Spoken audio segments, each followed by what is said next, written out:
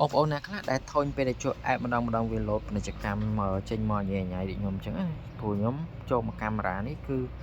វា load មកផ្ទាំងពាណិជ្ជកម្មញ៉ៃញ៉ៃអញ្ចឹងតែអញ្ចឹងឥឡូវនេះយើងមានដំណោះស្រាយនៅក្នុងការបិទវាបានហើយ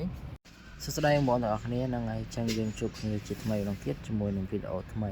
អញ្ចឹងសម្រាប់វីដេអូនេះគឺខ្ញុំប្រាប់បងប្អូនទាំងអស់គ្នាពីវិធីក្នុងការបិទពាណិជ្ជកម្មនៅក្នុង app អញ្ចឹងឧទាហរណ៍ខ្ញុំចូល app កាមេរ៉ានេះបងប្អូនពេលយើងចូលមកបងប្អូនឃើញមាន load ផ្ទាំងពាណិជ្ជកម្មមកអញ្ចឹងទៅជារួមគឺយើងធុញនឹងចាំពាណិជ្ជកម្មហ្នឹងអញ្ចឹងណាអញ្ចឹងឥឡូវនេះយើងមានដំណោះស្រាយនៅក្នុងការបិទវាហើយពេលដែលយើងចុចចូលមកគឺអត់មានពាណិជ្ជកម្មទៀតទេ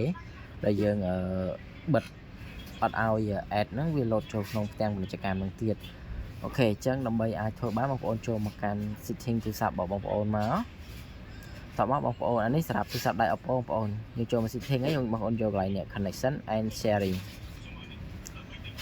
ចាំមកដល់ត្រង់នេះបងប្អូនឃើញគេដាក់ private DNS ហ្នឹងចុចទៅលើវាមកតមកដល់ត្រង់នេះបងប្អូនថិចយកខាងក្រោមចុចឲ្យក្រោមមកដើម្បីអា QQ ហ្នឹងវាចង់មកក្រោមអូខេអញ្ចឹងពេលវាចង់មកក្រោមនេះដោយសារខ្ញុំធ្លាប់ភ្ជាប់ហើយអញ្ចឹងវាចេញយ៉ាងឯងបងប្អូនអាចវាយមកនេះ dns.edgard/dns.com បងប្អូនវាយតាមហ្នឹងមកណាវាយឲ្យដូចបានអាចបិទបាន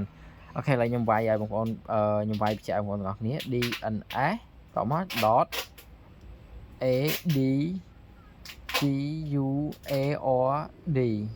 ើយបន្តមកអាសញ្ញាដកបងប្អូនញ៉ាដក dns.com តទៅពីបងប្អូនវាយហើយបងប្អូនចុច save វាមកហើយបងប្អូនអូសវាចេញម្ដងទៅបងប្អូនឈូសវាចោលទៅរួចហើយចូលមកមើលម្ដងទៀតថាតើវាជាប់អត់ចឹងណាបើសិនជាជាប់បងប្អូនសាកចូលទៅក្នុង app មើលទៅថាវាមានពាណិជ្ជកម្មទៀតអត់អញ្ចឹងសម្រាប់វិធីនេះគឺខ្ញុំបានសាករួចរាល់ហើយវាអត់មានពាណិជ្ជកម្មមកពេលខ្ញុំចូលទៅក្នុង app កាមេរ៉ានឹងទៀតគឺវាអត់មាន load ពាណិជ្ជកម្មទេខ្ញុំចូលច្រើនដងខ្ញុំបានតេស្តរួចរាល់ហើយខ្ញុំសាកច្រើនដងហើយពីថ្ងៃជាប់គ្នាក៏អត់មានឃើញ load ផ្ទាំងពាណិជ្ជកម្មអីញ៉ៃញ៉ៃដែរអញ្ចឹងពេលយើងចូលទៅគឺយើងមើលកាមេរ៉ាយើងបានហ្មងពេលយើងចូលទៅគឺយើងមើលបានអញ្ចឹងណាអត់មាន load ផ្ទាំងពាណិជ្ជកម្មទេអូខេអញ្ចឹងសម្រាប់វីដេអូនេះគឺមានតែប៉ុណ្្នឹងហើយយើងនឹងជួបគ្នានៅវីដេអូក្រោយ